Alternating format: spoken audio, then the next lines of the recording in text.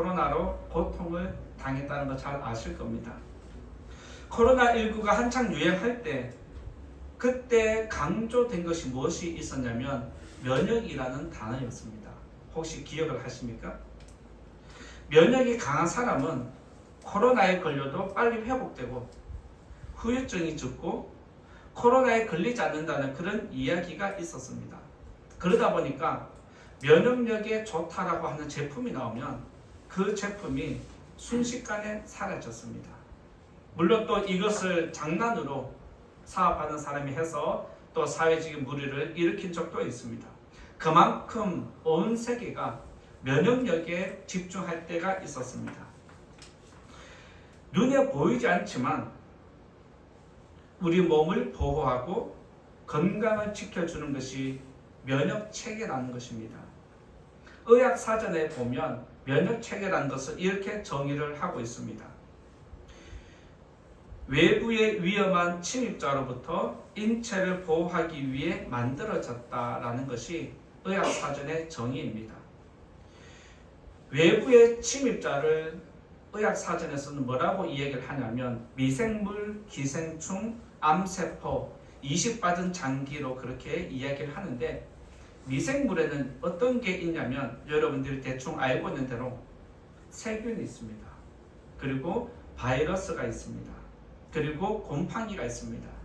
이렇게 미생물을, 기생충을, 암세포를 이식받은 또 다른 장기를 통해서 우리에게 면역체계가 발동이 되어서 그들로부터 대항하는 것이 면역입니다.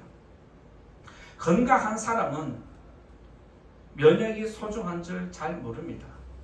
그런데 면역력이 떨어져서 병원에 입원해보면 그제서야 면역의 소중함이 무엇인지 깨닫게 되고 그때부터 면역력이 소중한 줄 알고 지키려고 관리하려고 영양제를 보충하는 것을 보게 됩니다. 지금 같은 환절기에 감기 걸리는 것을 보면 면역체계가 약해졌거나 면역력이 떨어져서 그렇다는 말을 듣습니다. 성도님들도 알고 있듯이 우리 몸의 체온은 몇 도가 가장 적당할까요? 36.5도에서 37도 사이입니다. 체온이 적당할 때 가장 건강하다는 말이 있습니다. 혹시 들어보셨습니까? 우리 몸의 체온이 적당할 때 가장 건강하다는 말이 있습니다. 체온이 올라가도 문제가 생깁니다. 체온이 떨어져도 문제가 생깁니다. 그래서 사람들은 지금처럼 환절기에 체온이 떨어지지 않도록 노력하는 것도 면역력이 떨어지지 않도록 하기 위함입니다. 체온이 떨어지면 면역력도 같이 떨어진다는 것이 의학계 보고입니다. 감기에 걸려서 병원에 가거나 약국에 가서 진찰을 받고 약을 사면 의사나 약사가 같이 하는 이야기가 있습니다. 미지근한 물을 자주 계속 마시라는 겁니다. 아마 이 정도 이야기는 한 번쯤 들어보셨을 겁니다. 왜 그들은 미지근한 물을 자주 계속 마시라고 하냐면 그 미지근한 물이 우리 몸의 체온을 유지시켜주고 우리 몸에 딱 맞는 온도이기 때문에 그렇습니다. 그래서 미지근한 물을 자주 마시면 체온이 유지시켜주기 때문에 빨리 면역체계가 올라간다는 그런 뜻으로 이야기를 하는 겁니다. 여러분들이 한 번쯤 말해 본 적이 있을 겁니다. 스트레스는 만병의 근원이다. 이런 말을 많이 들었고 여러분들도 이 말을 자주 사용하는 줄로 압니다. 스트레스가 몸의 체온을 떨어뜨리기 때문에 우리 몸의 모든 것은 스트레스가 만병의 근원이라고 말하는 것 맞습니다. 그래서 스트레스가 일어나면 체온이 떨어지고 체온이 떨어지면 면역력이 떨어지고 면역력이 떨어지면 감기에 걸리고 이제 질병이 시작되는 것을 보게 됩니다. 하지만 젊을 때는 건강할 때는 스트레스를 받아도 건강을 유지하는 것을 보게 됩니다. 그런데 아무리 젊어도 장기간 스트레스에 노출되면 결국에는 면역체계가 무너지게 됩니다.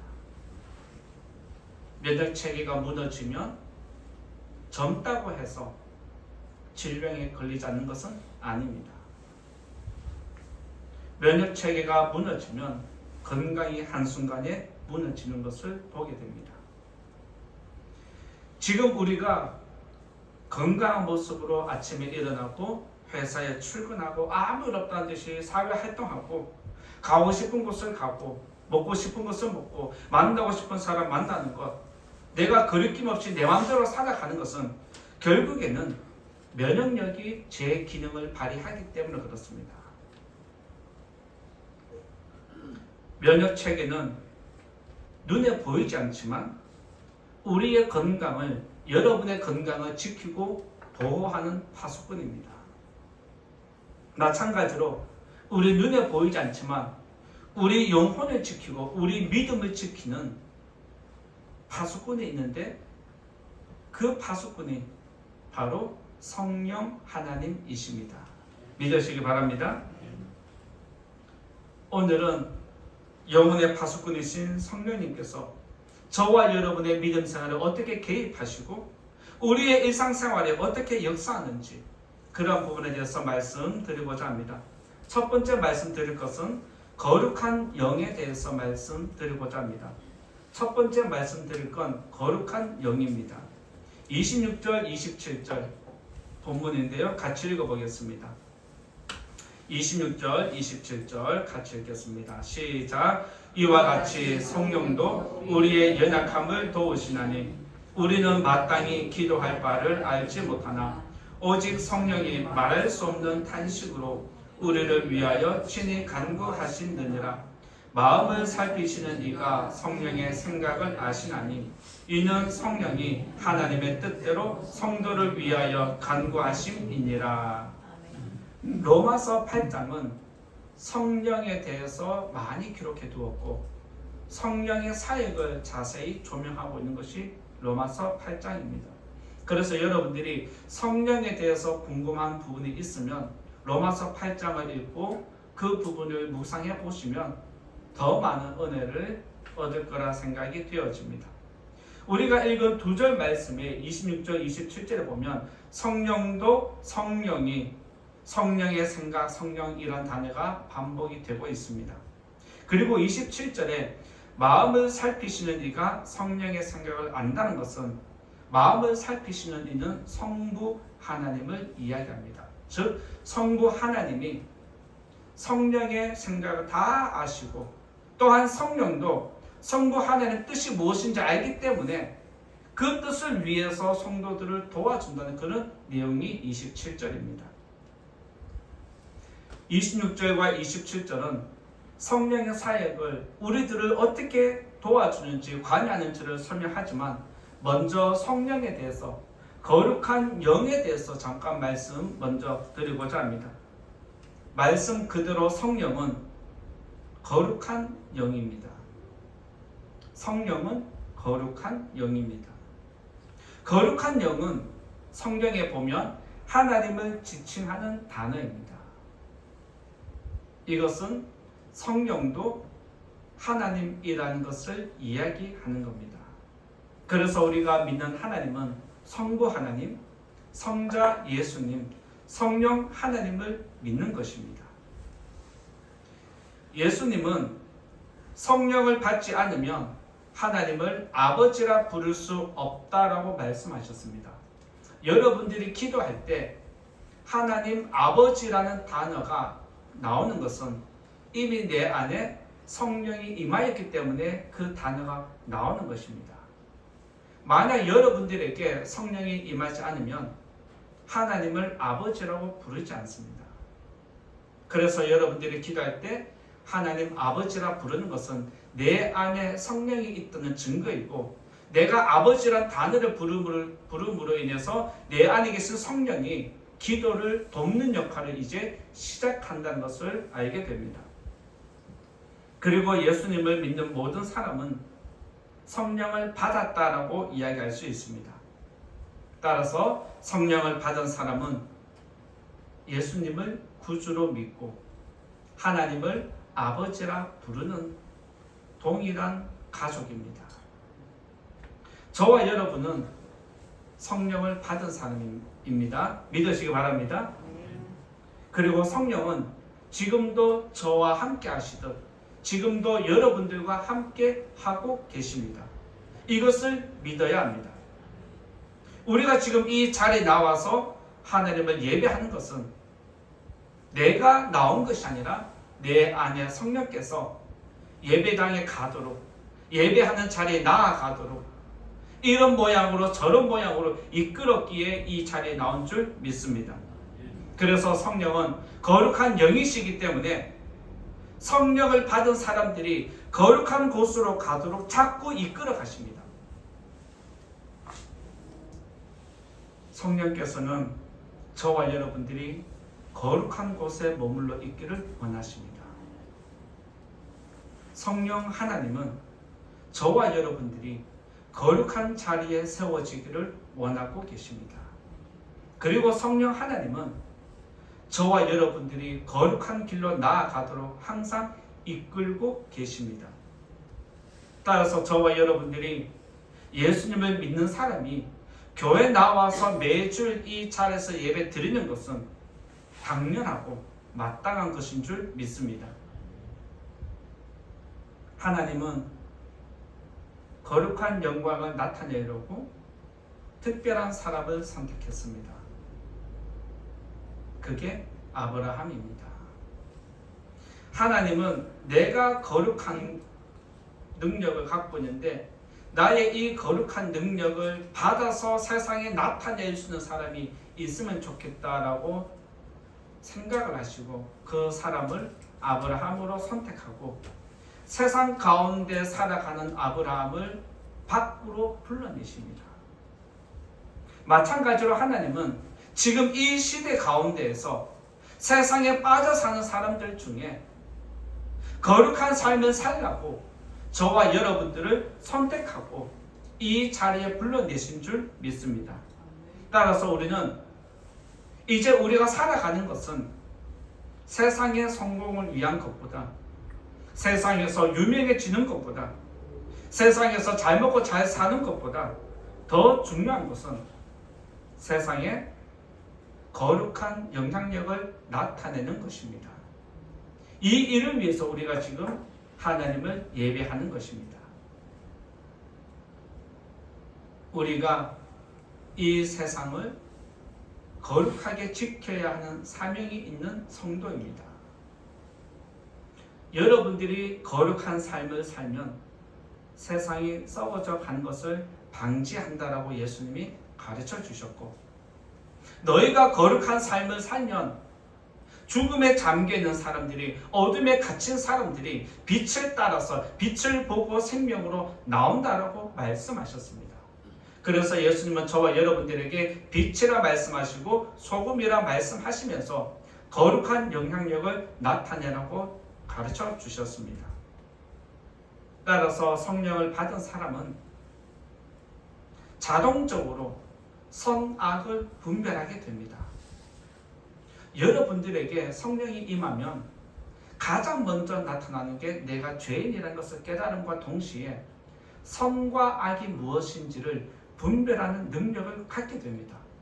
지금까지는 예수 믿기 전에는 이게 죄인지 아닌지 몰랐는데 예수 믿고 나니까 이거 죄 아니야? 이거 죄 같은데 계속해서 죄를 의식을 하기 시작합니다. 그것이 바로 선악을 분별하는 능력인데 거룩함의 시작입니다. 그리고 성령을 받은 사람은 육을 위한 것보다 영을 위한 삶을 살아가기 시작합니다. 지금까지는 나를 위해서 먹고 사는 문제로 인해서 혀를 토해냈다라면 이제는 그것을 내려놓고 영적인 것을 찾아서 영혼을 생각하고 교회를 생각하고 하나님 나라를 생각하면서 바뀌기 시작한다는 게 바로 영을 위한 것입니다.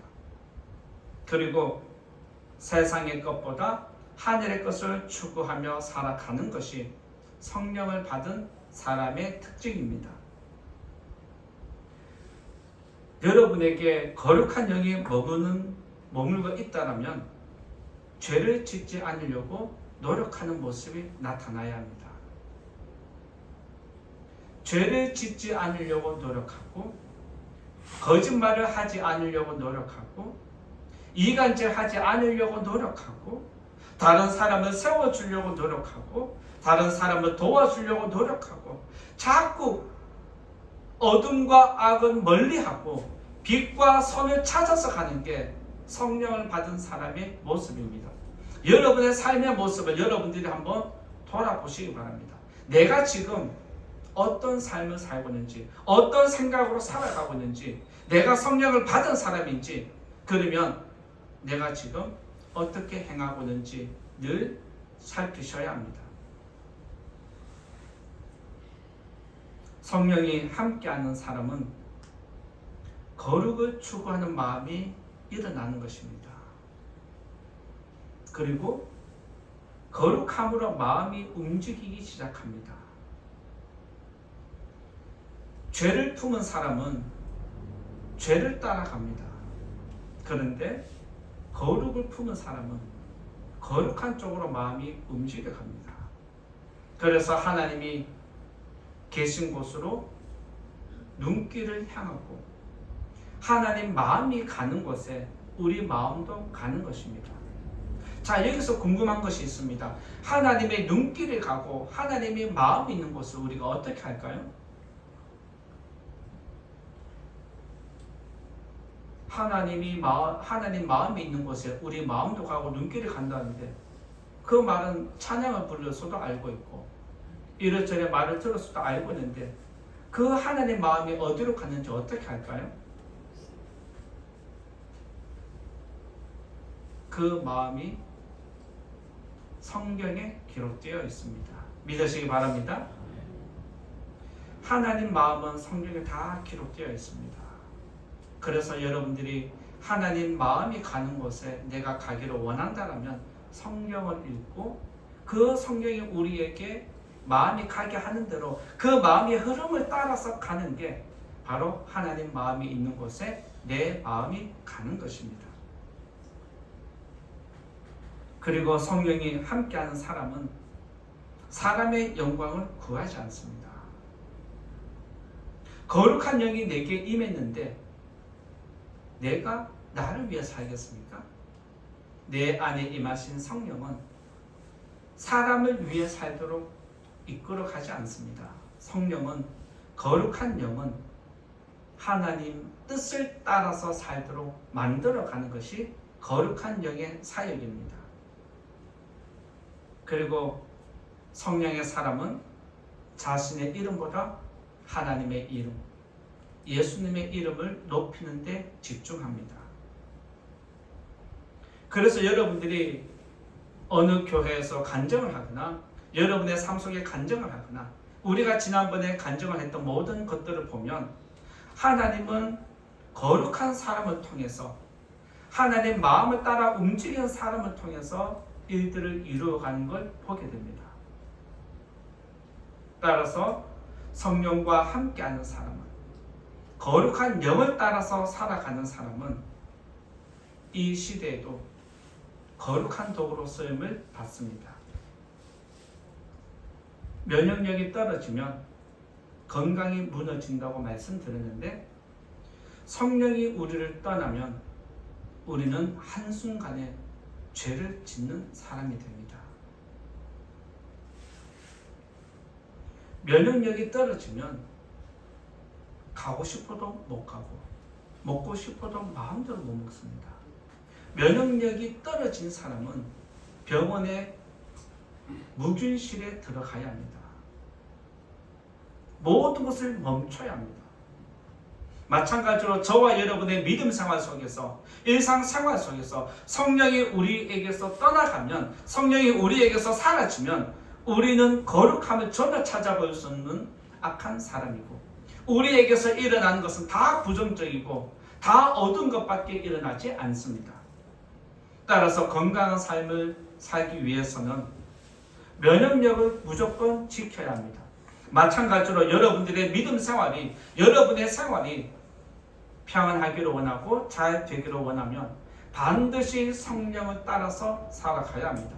성령을 지키는 것이 여러분의 믿음을 지키는 것입니다.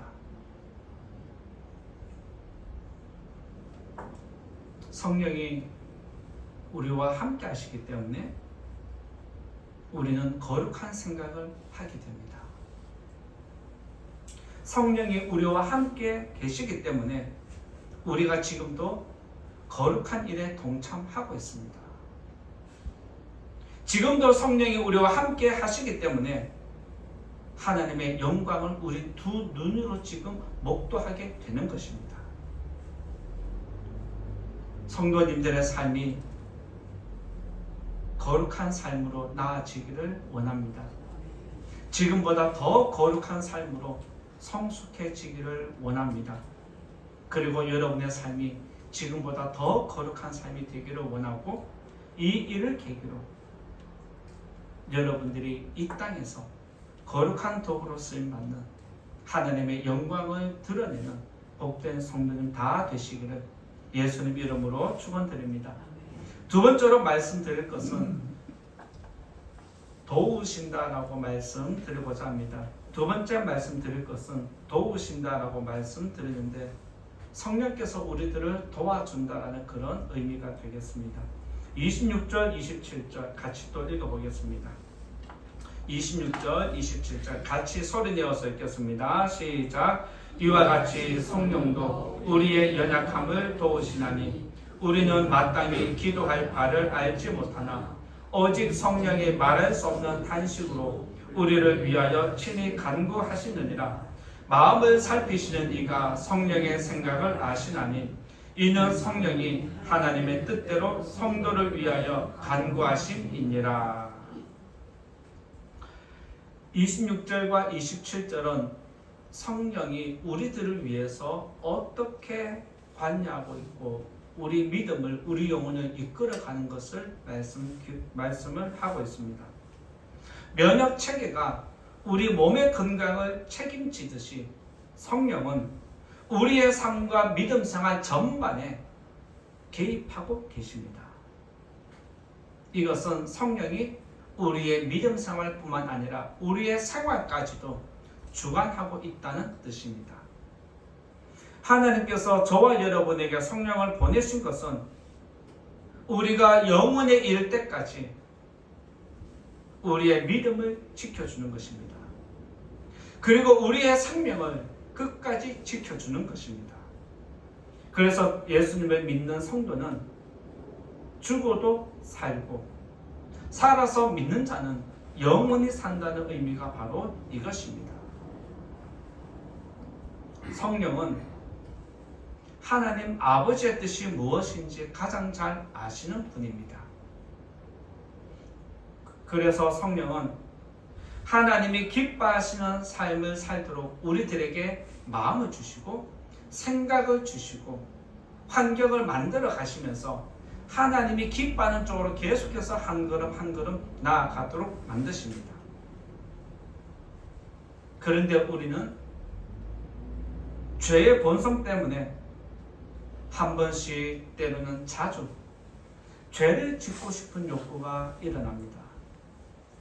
인간적인 감정이 확 일어나기도 하고 속이 상하는 일들이 일어나고 은근히 속이 상하기도 하고 은근히 화가 나기도 하고 때로는 분노를 폭발시키기도 싶고 때로는 화를 다른 사람에게 덮어씌우고 싶은 것, 이런 마음들, 다른 사람이 잘 안 되면 좋겠고 다른 사람에게 복수하고 싶은 마음이 일어나는 것이 바로 우리가 갖고 있는 죄의 욕구입니다.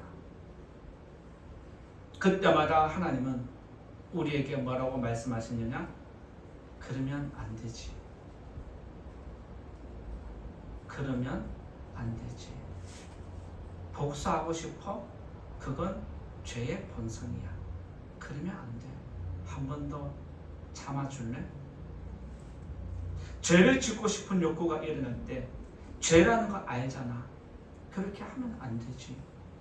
자꾸 멈추게 하시고 생각을 하지 마라 하시고 어떻게 해서든지 내 자녀가 악을 행하지 않도록 막아주고 보호하고 지켜주는 것이 바로 성령의 역사입니다.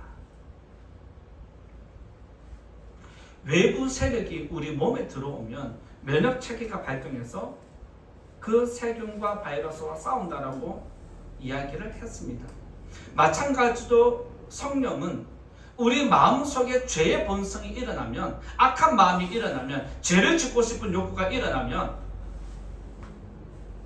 성령께서 직접 대항하시고 우리들에게 그렇게 하라고 자꾸만 요구를 하십니다.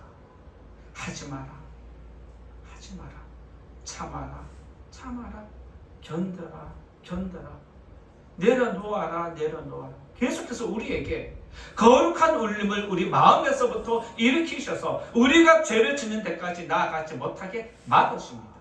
만약 여러분들이 지금까지 살아오면서 그런 마음을 따르지 않았다면, 여러분의 마음에서 일어나는 악한 감정대로 살아왔다면 여러분들은 지금쯤 이 자리에 없을 것입니다. 그리고 어쩌면 더 큰 악을 지어서 관계도 깨어지고 가정도 깨어지고 사회생활도 깨어지고 어찌 보면 큰 집에 들어가 있을 수도 있다는 겁니다. 그렇게 하지 아니하도록 성령께서 우리에게 계속해서 우리들을 막아주시고 지켜준다는 것 믿으시기 바랍니다. 우리 마음속에 그런 마음이 일어난 것은 성령이 나와 함께 하신다는 증거입니다. 이따금씩 성도님들이 믿음 생활하는 내 삶을 보면 성령이 없는 것 같고 믿음이 없는 것 같다는 말을 한 번씩 하십니다. 그런데 그런 이야기를 들으면 저는 답을 해줄 수가 없어요. 왜? 그건 스스로 알아가야 되는 거니까.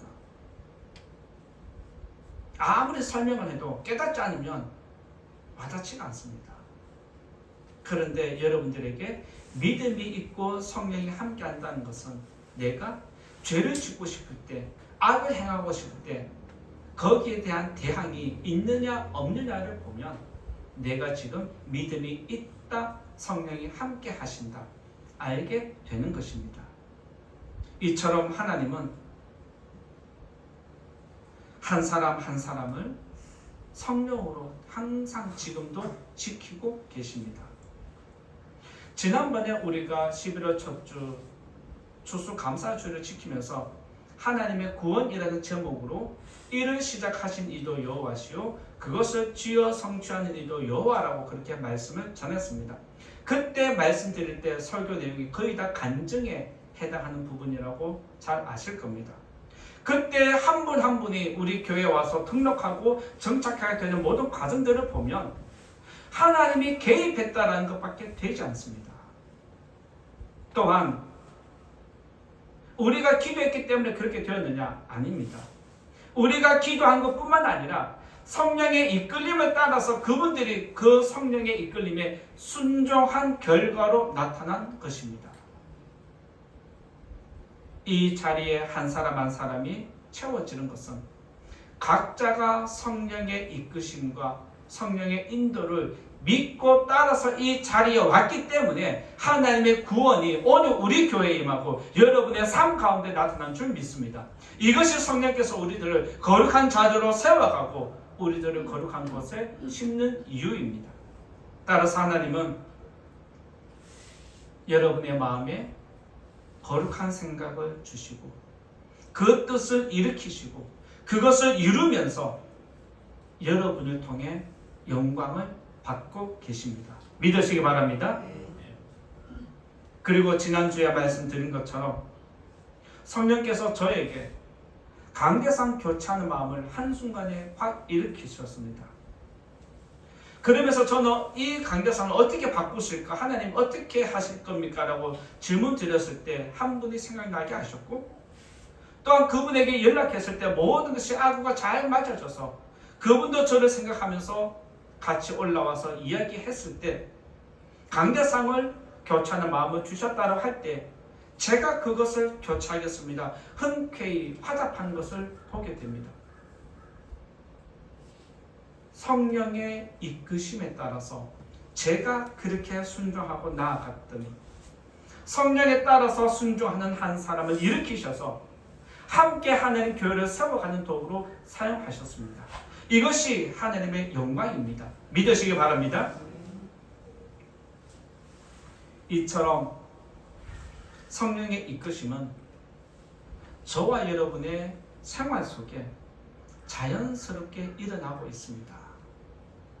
때로는 그것을 우리가 무감각해서 지나칠 때가 참 많이 있습니다. 하나님은 여러분들에게 어떤 거룩한 생각을 주시는데 내가 바쁘다는 이유로 무시할 때가 있고, 내가 다른 것 생각한다고 제외시킬 때가 있고, 하나님은 우리에게 이런 마음 저런 마음을 주시는데 자꾸만 세상 일로 분주해서 등한시할 때가 있습니다. 그러다 보면 우리의 삶에는 하나님의 구원이 나타나지 않습니다. 만약 여러분들이 하나님의 구원을 내 삶 속에서 느끼고 싶고 보고 싶으면 여러분의 마음에 선한 마음이 일어날 때 그대로 순종하는 것, 이것이 바로 여러분의 믿음생활 힘이고 하나님의 구원을 경험하는 역사입니다. 따라서 이 자리에 계신 성도님들, 여러분의 삶에 하나님이 어떤 하고자 하는 마음, 다른 사람을 섬기고 싶은 마음, 교회를 섬기고 싶은 마음, 누군가를 위해서 도와주고 싶은 마음, 무엇을 하고 싶은 마음이 하나님을 위해서 거룩한 마음이 일어날 때는 즉각 순종하는 성도님 되시기를 부탁을 드립니다. 그래야 할 때 하나님은 여러분을 통해서 구원을 이루어 가십니다. 로마의 백부장 고넬료가 기도할 때 하나님이 그에게 감동을 주셨습니다. 그게 무엇이냐면 베드로를 너의 집에 초청하라는 겁니다. 고넬료가 베드로를 어떻게 합니까? 그렇게 권력을 가지고 명예를 가진 사람이 베드로를 굳이 초청할 이유가 무엇입니까? 그런데 하나님은 그를 초청하라 했을 때 베드로 집에 사람들을 보내서 모셔오게 합니다. 그리고 베드로가 왔어? 그래 가자 하고 갔습니까? 아닙니다. 베드로도 그 시간에 옥상에 올라가서 기도했습니다. 그때 베드로가 기도할 때 하늘에서 보자기가 내려왔는데 그 환상을 보면서 이게 무슨 뜻일까라고 고민하고 있을 때 고넬료 집에서 보낸 사람이 베드로 찾는 소리를 듣고 이게 이 뜻인가 하고 연결을 시키니까 맞아 떨어지는 겁니다. 그래서 베드로는 이게 하나님의 뜻인 줄 알고 고넬료의 초청대로 그 집에 가서 세례를 베풀었는데 그 집에 성령 충만한 은혜가 임하였다라고, 그 온 가정이 구원받았다라고 성경이 기록해 두었습니다. 두 사람이 성령의 이끄심에 순종했더니 결과가 나타난 것입니다. 믿으시기 바랍니다. 여러분들이 하나님 말씀에 하나님이 우리에게 어떤 거룩한 생각 주실 때 순종할 때 상대방도 반응하게 되어 있습니다. 사도 바울이 전도 중에 기도할 곳을 찾다가 여인들이 많은 강가에 가서 기도 처소가 어디 있는지 묻습니다. 그런데 그들과 이런저런 이야기를 하는데 그 무리에 없고 옆에 있던 한 여인이 내가 해야 되겠다 라고 했습니다.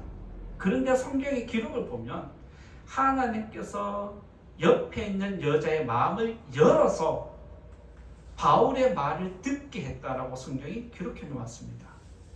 즉 베드로 사도 바울이 기도할 처소를 찾기 위해서 말을 던질 때에 그 말을 듣고 순응하는 사람이 있다는 겁니다. 하나님은 항상 우리에게 선한 마음을 일으키며 상대방의 마음도 준비시키고 계십니다. 그래서 믿음으로 나아가야 하고 믿음으로 뿌리는 게 중요합니다. 그래서 구원은 믿음으로 시작되는 겁니다. 믿음은 바라는 것들의 실상이라고 성경에 기록되어 있는데 그 바라는 믿음이 구원을 일으키는 것입니다.